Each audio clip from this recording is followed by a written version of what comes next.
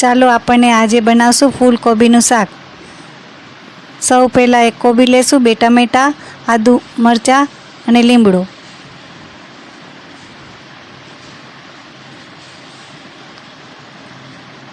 એક કડાઈમાં 2 ગ્લાસ પાણી ઉમેરશું। 9 સેકા જેટલું પાણી ગરમ થઈ જાય પછી આપણે એમાં અડધી ચમચી નમક નાખશું।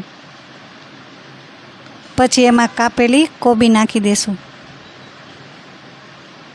કોબીમાં ઉભાર આવી જાય એટલે એક ગળણીમાં ગાળી અને ઠંડુ પાણી નાખી દેશું। એક કડાઈમાં તેલ લેશું, રાઈ નાખશું,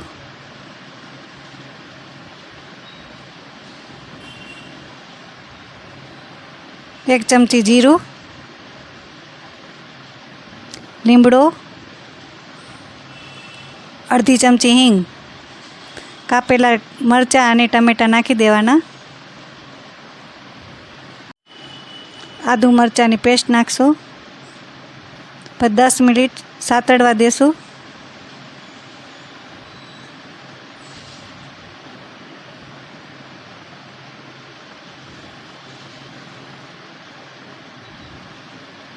પછી અડધી ચમચી નમક નાખશું, અડધી ચમચી હળદર નાખશું, અડધી ચમચી મરચાં ભૂકી નાખશું,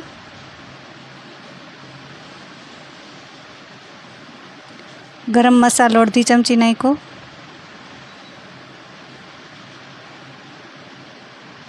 પછી એમાં કોબી ઉમેરી દીધી।